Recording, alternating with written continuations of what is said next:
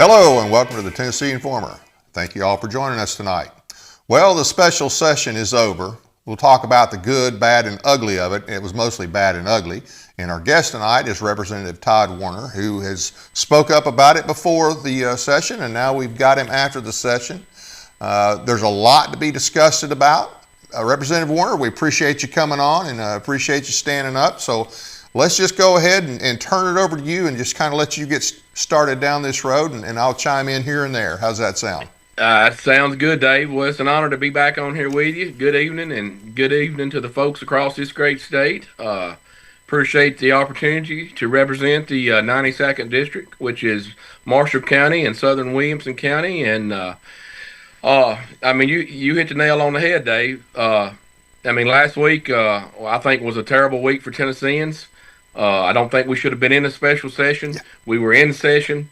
We gavel out of session. We go into a special session to cater to the big money lobbyists. I mean, you seen the swamp at its best work last week. Yeah. So I'll kind of let you go from there, but that's kind of my 2-minute rundown on it. Well, and like you said, we didn't need a special session. We were in session. So we gavel out of session, go into special session. Now, just as a reminder for some of those who might not know, that the Tennessee Constitution does cover special sessions. And here's what it says, that the governor can call, and this is from the Tennessee Constitution. This is Article 3, Section 9, referring to the governor. He may, on extraordinary occasions, convene the General Assembly by proclamation, in which he shall state specifically the purpose for which they are to convene, but they shall enter on no legislative business except that for which they have specifically been called together for. Now, having a special session for the hurricane situation is fine, great. Matter of fact, it's probably 3 or 4 months too late. This should have probably, if we were still having one, this should have been an additional one from what we already had. And I would have thought we'd have done that before the session opened. If we're going to do something on immigration, okay, but we've had plenty of time to do that before now, and our state doesn't have a good reputation. I don't care what they say. They don't have a good record of actually coming down hard on illegal immigration and trying to make our state an unwelcoming place for illegal aliens. No, they've catered to them more than anything. But to tie Governor Lee's pet project, the vouchers, and put it in a special session, gavel out of regular session, gavel in a special session, and include the vouchers in there for something, dealing with hurricane relief for the people in East Tennessee and for illegal immigration, that was disgusting. I mean, that is just disgusting. Absolutely, Dave. I think that the two latter items that got thrown into the special session, the illegal immigration, then we set up this new bureaucracy to handle some of the funding. I think on the Improve Act that we passed a few years ago, some kind of, I wasn't on that transportation committee, but there was another department set up for protection on that. But at first, when the special session was first being talked about, it was just going to be for the school choice. Then they kind of, I think, included the East Tennessee stuff in it. Well, some of the members and I was one, started calling foul. Hey, wait a minute now, this just don't look good. Then come along here at the last minute, here come along illegal immigration. Then they threw in the transportation deal, too, right there at the end to kind of make it look like where it wasn't really, it wasn't the school choice or the voucher bill and the East Tennessee stuff. As I said many times, Dave, we should have been in session, a special session for those folks in East Tennessee. We should allow 1 to 2 weeks, however long it took for some type of assessment. Then the governor should have called us in here, and we should have got those folks taken care of. As you're well aware, North Carolina has been in 3 special sessions now, and we're getting to 1 while we were actually in session. So, Yeah, something. I just smell a rat, Dave. I Oh mean, yeah. I'll be, you've known me long enough now. I'm a straight shooter, and I ain't gonna beat around the bushes. Well, here's the thing, as you know, and probably some of the audience knows, but if they don't, so you had those three or four things. Um, Maybe the only one that would have really belonged in a special session would have been the hurricane relief, which should have already been done. Absolutely. Okay, but you put those other things in there. So now, all of that, so for instance, you, to your credit, voted against the vouchers, but they have to fund that. So they're funding all of those separate under the special session, which means if you wanted the hurricane relief, you want to fund the hurricane relief, if you want to fund the illegal immigration bill, then you also have to approve the funding for the vouchers. So Absolutely. that's And garbage. that's terrible. They lumped all that into Yeah, one bill at the end to fund all yeah, four things. So if you vote against the budget part of the bill at the end, then you're voting against the people in East Tennessee, which yeah, to me was not right. yeah. And you can't tell me that this wasn't cooked up in a back room somewhere. Absolutely. There's absolutely no way that they didn't do, Yeah, that this wasn't done that way. yeah. The vouchers should have been left for the regular session. Certainly the vouchers. Yes. Like I say, if they wanted to do a special session for the hurricane situation, they should have done it before session started. Makes no sense to start session. But if nothing Well, else, a and standalone for your just for viewers that Helene. may not understand or may not realize exactly how things work down here, Dave, when we go into that special session, the rules change a little bit. We go into what they call a flow motion. The Department of Education, they did not testify one time in committee. Here we're spending, at the end, it's going to probably cost Tennesseans $1 billion before this thing is over.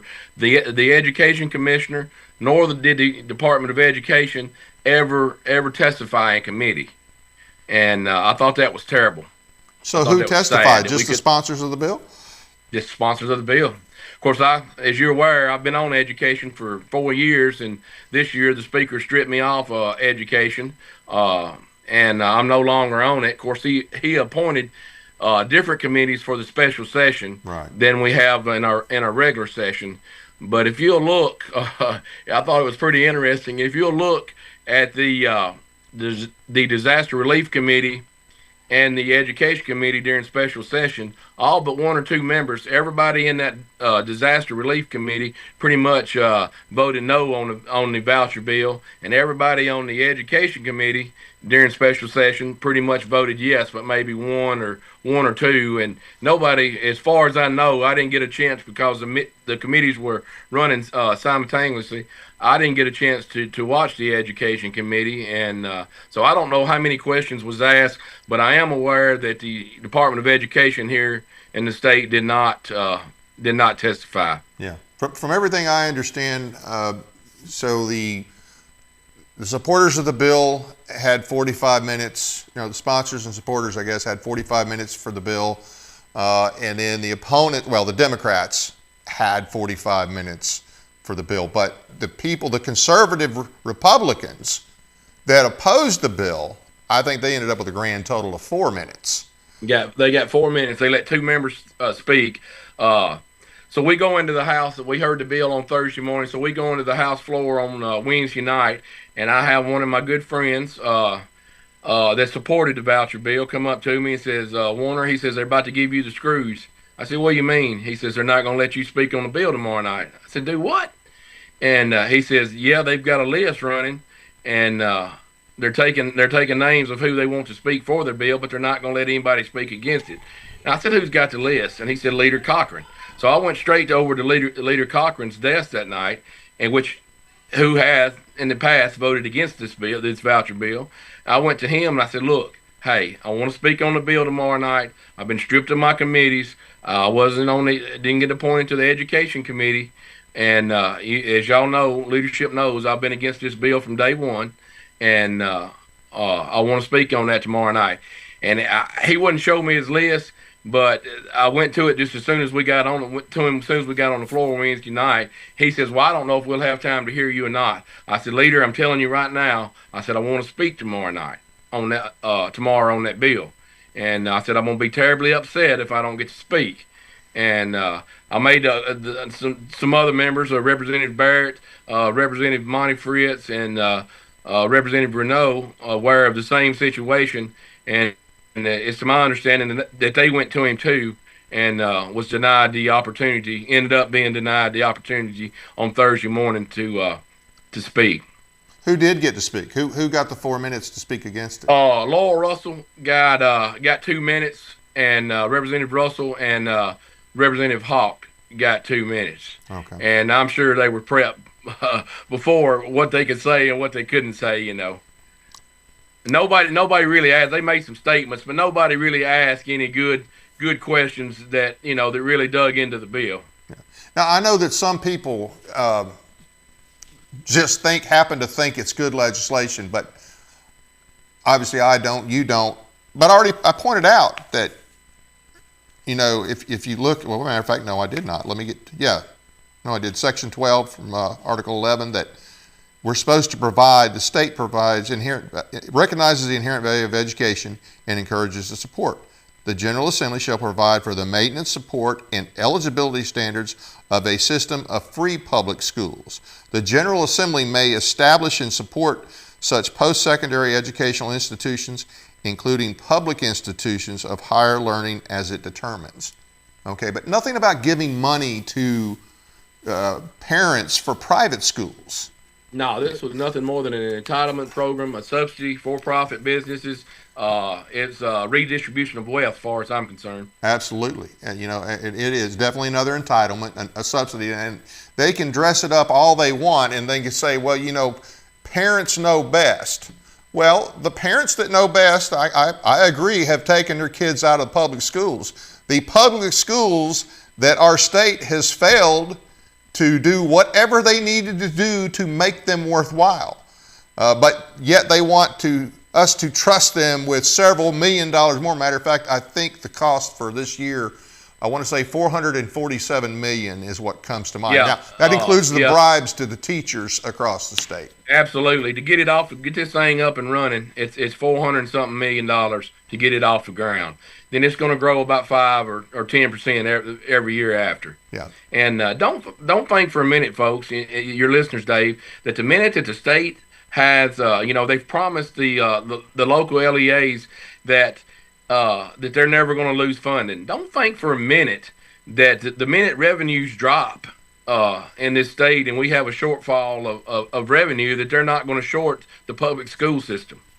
It will be shorted at some point in time when the money's not there. Yeah.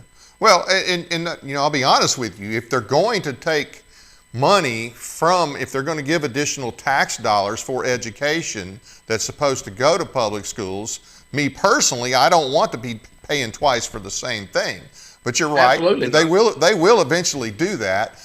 This year, to get the bill through, every teacher, whether they deserved it or not, is getting a $2,000 bonus. That was part of the bribe.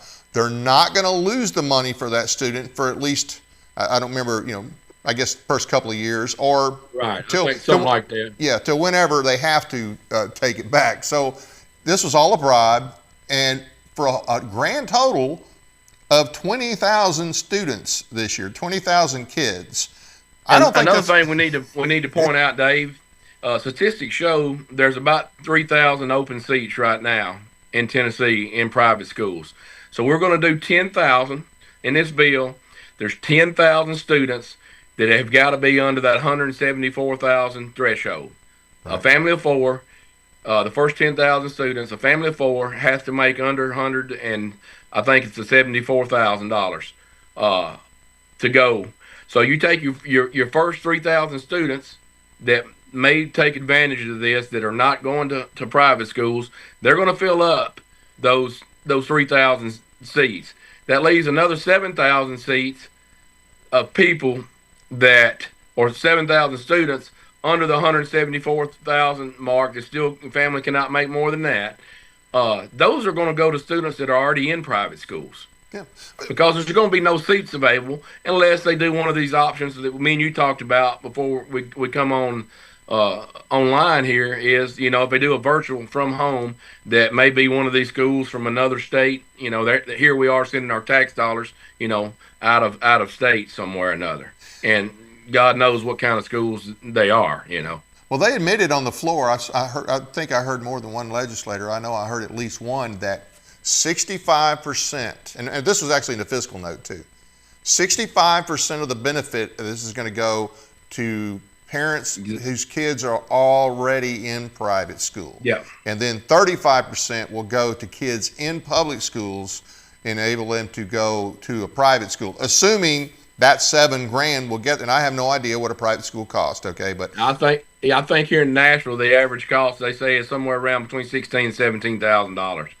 You get out in the rural areas where there may be one in the rural areas, it may be a little cheaper. But here in Nashville, it's they say it's between $15,000-$17,000. Yeah, and half the counties in the state don't have any private schools. Right. So yeah, it's just a bad deal all around. Now, what irritates me is, like I say, some people still think this is good. I don't know how they justify it financially. I don't know how they can't match it up with what's in the state constitution. But they thought it was a good idea and they voted for it. Okay, but what irritates me is I know that some of them voted for it because they were threatened or felt threatened, not so much by the lobbyist, although I'm sure that was a factor for some of them. You got AFP threatening to primary people in the past. I'm assuming they've done it for this one. I don't know that for a fact, but I know they've done it in the past. And but you got leadership threatening. This is what I'm hearing, and this is nothing new. If you follow state politics, this is nothing new. That way, you don't vote for this bill, you lose your chair or you won't be on this committee. Can you talk? Right. Can you talk about any of that?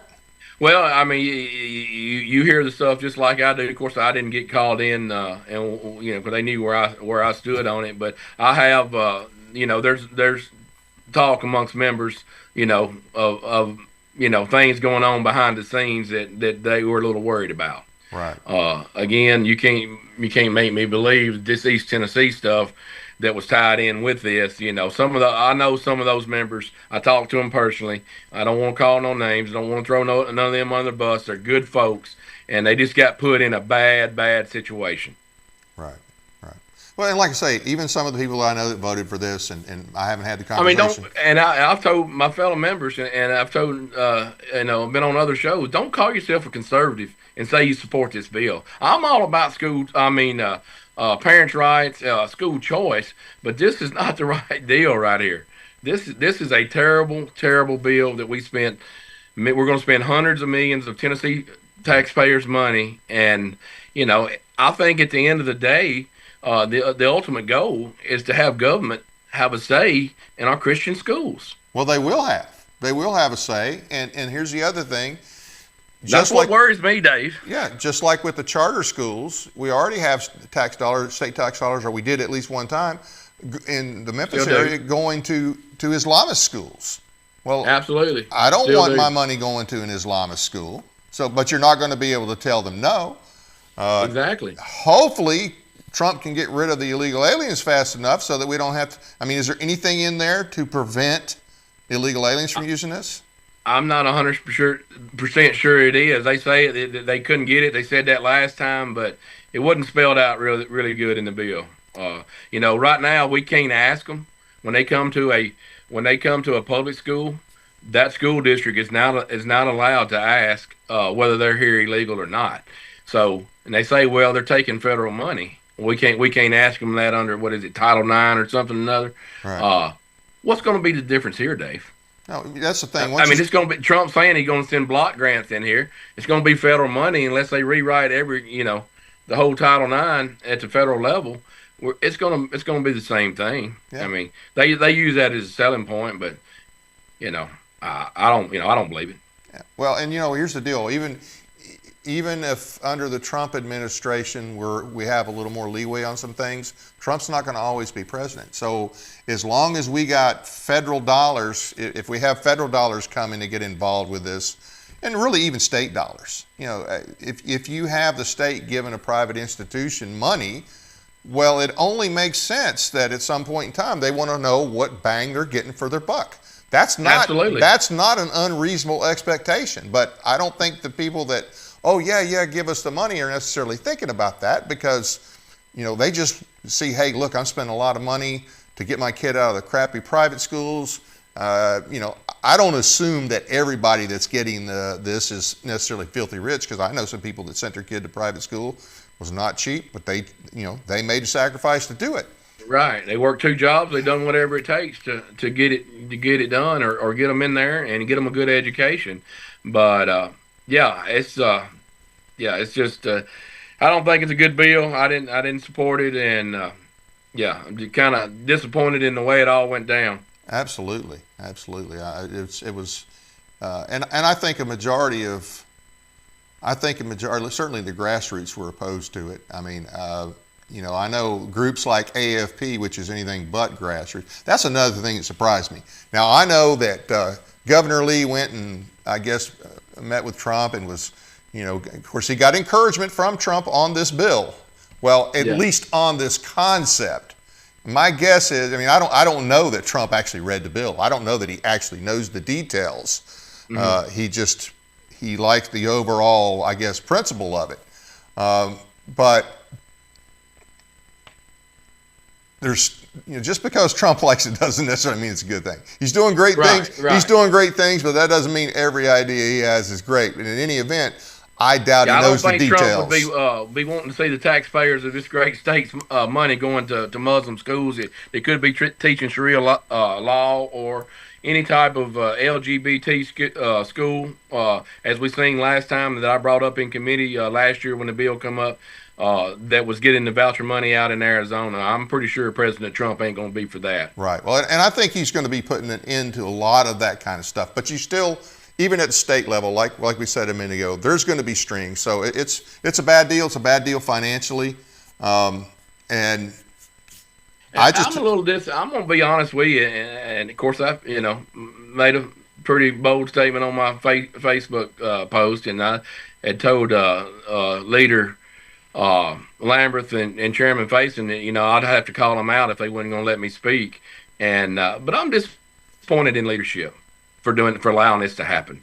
Again, and I know we hit on it on the opening, but the only thing that we should have been in here for was that dadgum terrible storm that we had out in East Tennessee. This right here could have waited, and I think there's some stuff coming up at the end of the session that's been brought up about a trial that's coming up here that they want us gone by the time that trial starts. Oh, is that the deal? I would not surprise me. Here's the deal on that, and I don't know who else involved. I heard there was something like 30 different legislators, I guess, that got subpoenas. That's what I heard. I don't know if it's accurate or not, but here's what I do know. I don't know how many, but I know I think there's several. Here's what I do know. This was the first big thing Bill Lee pushed his first year in office, okay? Mm-hmm. And this is the bill that, and of course, Glenn Quesada had some other issues, but this was the one the vote was held up on because they didn't have the votes to pass it. Right. They held it up for like 45 minutes. That's the bill that raised the question about whether or not an offer was made to John Mark Wendell that, hey, well, if you'll support this, then we'll make you a general in the National Guard. So this is the same. It's not the exact same bill, but it was the voucher bill. Definitely the same issue, and it brings. That's what I say. That what brings the question of why all this was done with the East Tennessee. Yeah. They cut our bill limit from 15 to 10. It was when we had our retreat. Chairman Faison made the comment that they wanted to see us out of here this year by the 1st of April. Well, we've never gotten out. I've been here 4 years. We've never gotten out of here by the 1st of April. Of course, I'm a believer in smaller government, and that's another thing that was real funny that aggravated me about leadership is when we were voting on a rules package before we knew we were going into a special session, the speaker and I think it was Chairman Faison and maybe one or two more, stood up and said, we're supposed to be the party of smaller government, less government. Then it wasn't a week later, here we are cramming 4 bills that would normally take 5 to 6 weeks each to get them to the House floor. We're cramming them all down the taxpayer's throat in a week. Yeah. So don't come in there and preach your stuff about smaller government to me, leadership, because you're not about smaller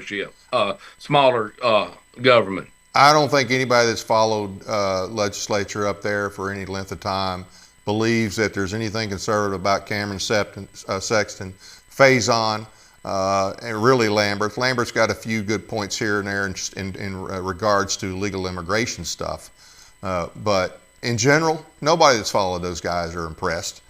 They seem to be more, all of them, a lot of them seem to think that their job is to make Bill Lee happy, okay? They're like a bunch of damn lieutenants around a brigade commander. They think that they exist, and of course, it's just about as bad as the way. We understand the deal. We know that, for instance, the Speaker, whether you're talking about in the House or the Senate, they control those committees. They can take you off a committee, take your chair. They threaten you with this. I've seen in the past where they have moved people that didn't vote the way they wanted, moved people out of their office, and put them in almost a closet, an office. I've seen them do that over the years. Yeah, I got to have my seat moved again today on the House floor. Me and Gloria Johnson playing musical chairs here. But, that's the games they got to play. Hey, God bless them. But what irritates me about that is what they are telling you is we don't, and your constituents don't realize it. I mean just in general. What they're saying is not only do we not give a damn about you, but we don't give a damn about your constituents. Absolutely. It's the finger. It's giving the finger not just to you, but to your constituents. Yeah, 70,000 Southern Middle Tennesseans, and if you add up me, Representative Fritz, Representative Barrett, Representative Renault, there's 250, 300,000, and there were some more. That wasn't all of them. That's the ones I said around there that I knew that wanted to speak. But there's probably 300,000 or 400,000 Tennesseans they silenced last week. Yeah. There's people. Don't get me wrong, Dave. There's people in my district I'm sure that would like this or think it's a good idea, but the majority of them don't, and that's the reason I vote the way I do. I represent the district back home and the people across this great state. I'm not beholden to leadership or this governor, even though the first time the governor run, I supported him. And just kind of disappointed in the way he's done some of these things. Yeah, well, we all make mistakes, and yeah, he's been a huge disappointment to a lot of people. Everybody's talking about the ones that kind of for this thing. Well, Trump's for it. Trump.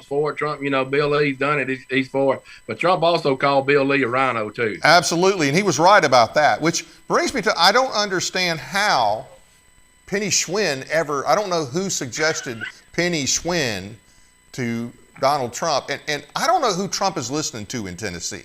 Whoever he is listening to in Tennessee is giving him bad advice. He's got to. So that's got to be somebody. Just threw her name in there, and they must have been lacking on choices or something or another. But Penny Schwinn, if folks don't remember, she's the one that the administration brought a bill right before she left. She brought a bill to committee. I don't think it ever made it to the House floor. They wanted to go around and do welfare checks on people's houses on children. Yeah. She's also the one that had a husband that had about a $5 or $6 million testing contract with the state that was purely a conflict of interest to me for her husband to be doing business with the state and her there being the commissioner of education. Yeah, she's been a conflict, and you know what?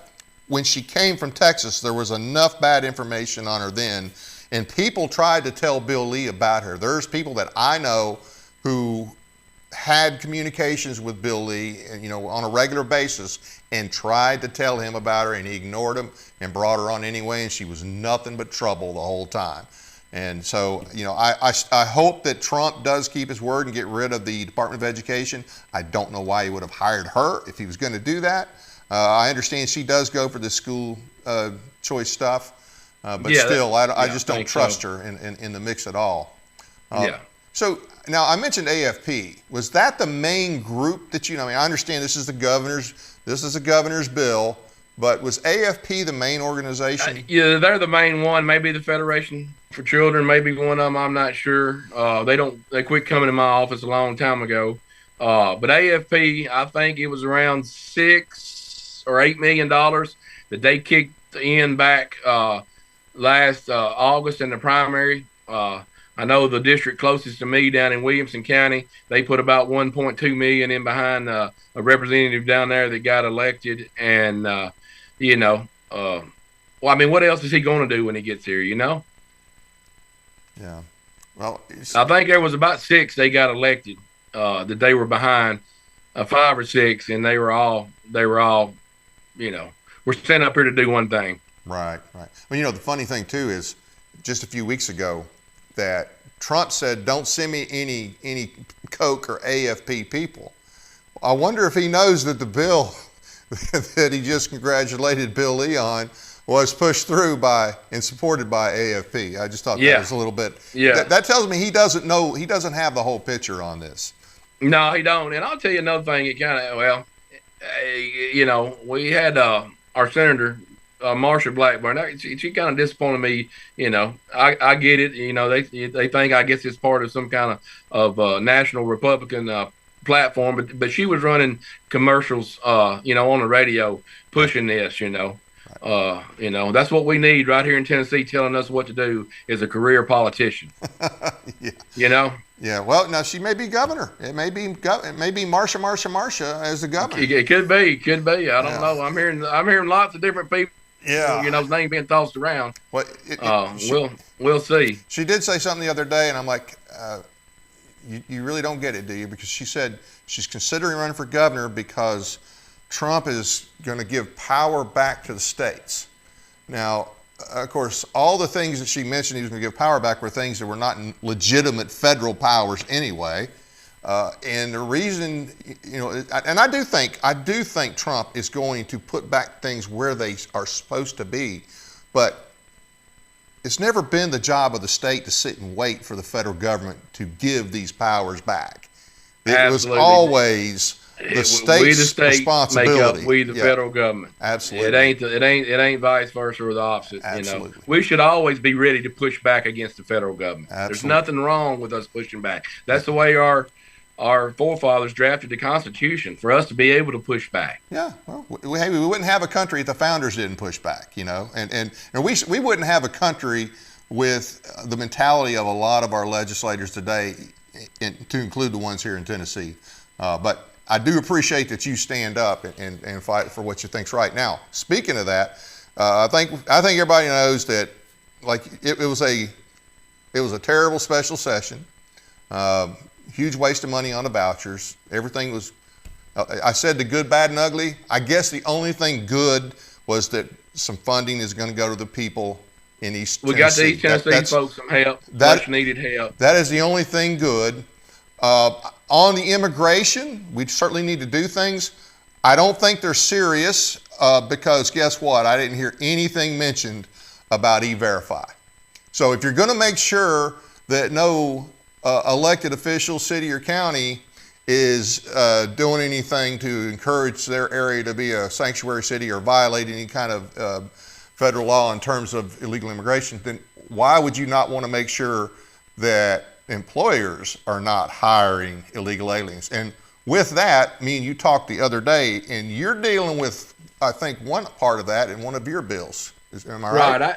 Yes, sir. Dave, I had a bill that would basically, if a illegal immigrant was apprehended here in Tennessee, the local sheriff or state, whoever apprehended this individual, would request an ICE detainer, which is my understanding that they can hold them up to 48 hours. If they have not been notified by ICE, after 48 hours, they would have to release that individual.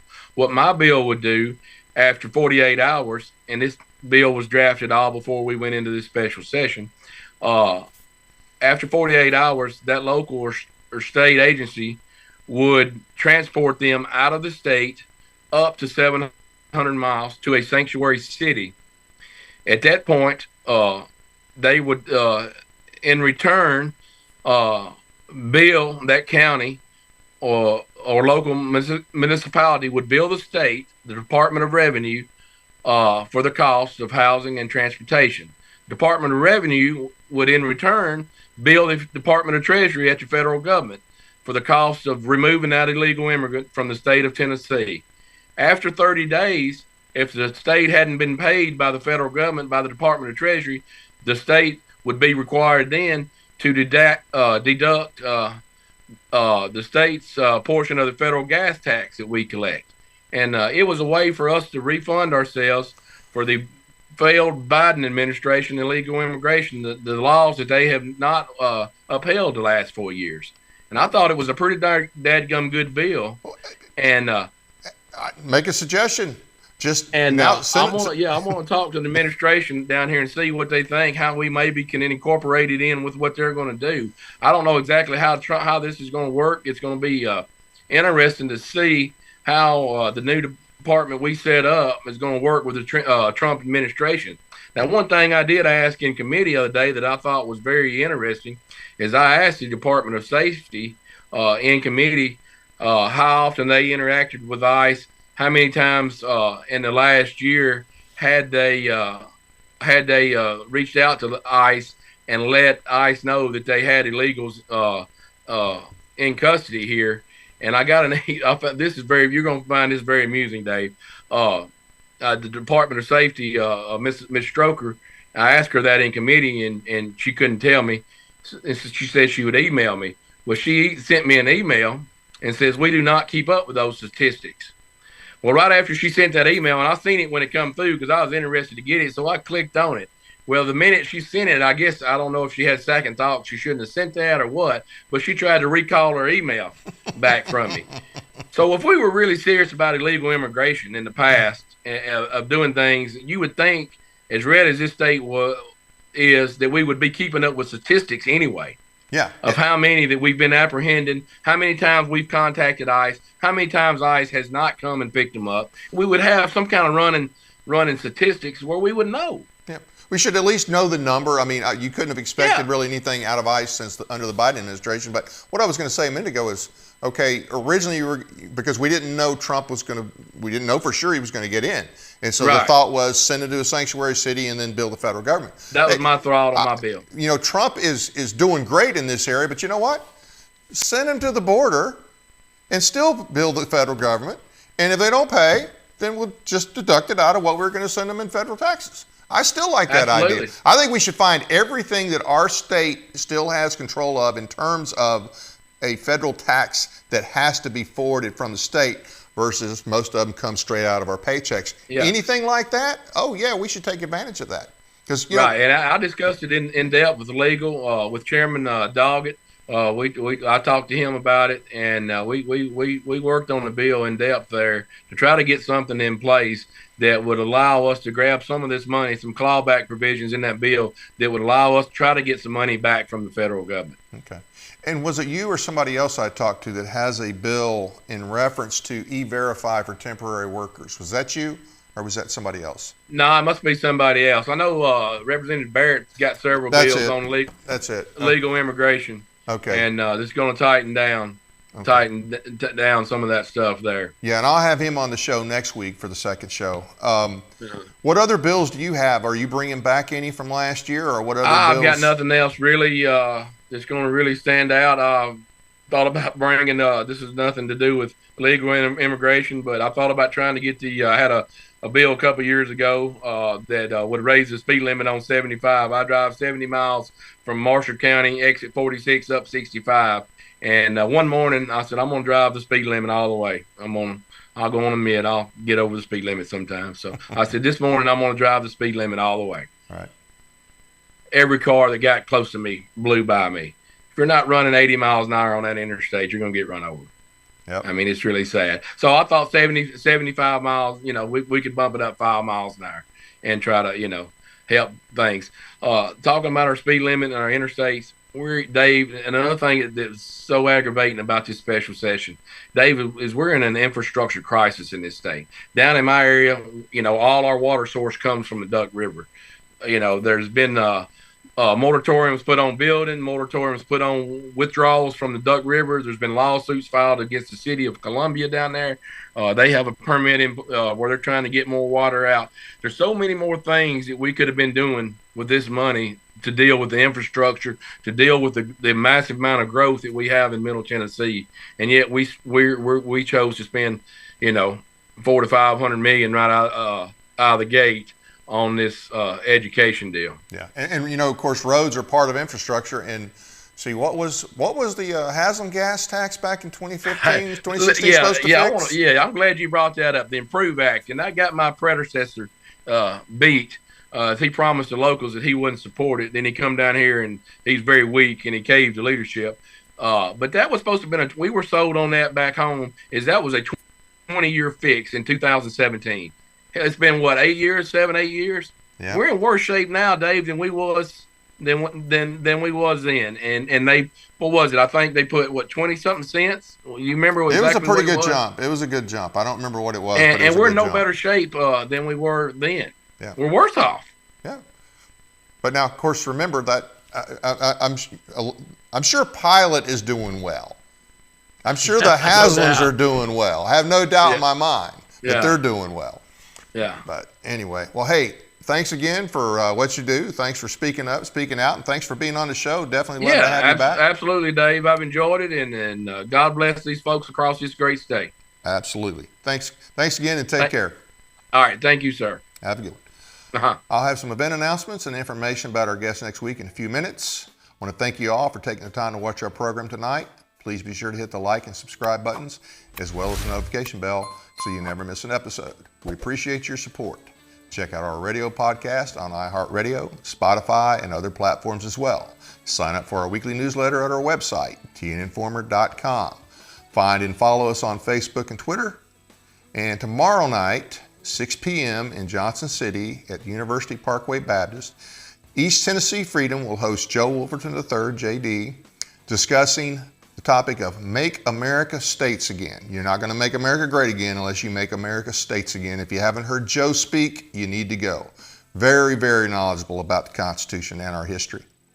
Danny Blitz, the White County leader for Tennessee Citizens for State Sovereignty, will be speaking at the monthly TRA meeting on Saturday, February 8th, 9:30 to 11 at Champy's Chicken, 1290 Northwest Broad Street in Murfreesboro.